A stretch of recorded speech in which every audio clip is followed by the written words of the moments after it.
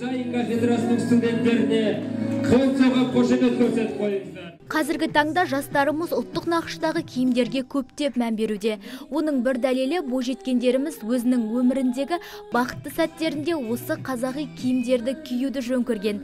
Оның ішінде нәзік жандылар киіміндегі әсем таспен безендірілген ою-өрнекке көптеп қызығады.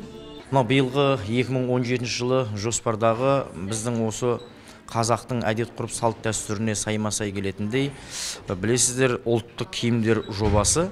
Бұл енді сол жобаға байланысты өткізіп жатқан іс-шараларымыздың бірі. Бұл енді тек қана дизайнерлер жиналып отыр, сонымен қатар 3 оқу орнынан жиналды. Сонымен қатар 3 сән үй үлгілерін көрсететін мінекей өздерінің жеке кәсіпкерліктерден жиналып отыр.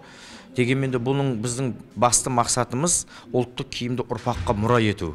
Көрмеге үлкен дайындықпен келгендердің бірі Әбілхан Қастеев атындағы өнер және дизайн колледжі. Өздерінің қолдан жасалған ұлттық және ерекше сәндік киімдерін шығармашылық топ 2 айда жасап шыққан.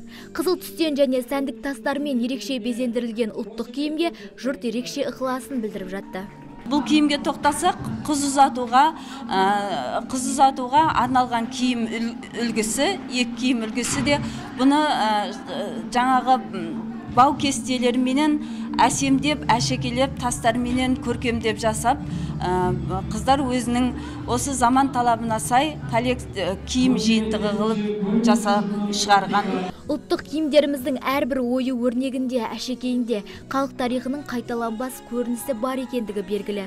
Көрмеге сән үй жетекшілері, орта білімді оқу орындарының оқытушылары мен студенттер қатысты. Мәдени шара келешекте өз жалғасын табады дейді ұйымдастырушылар.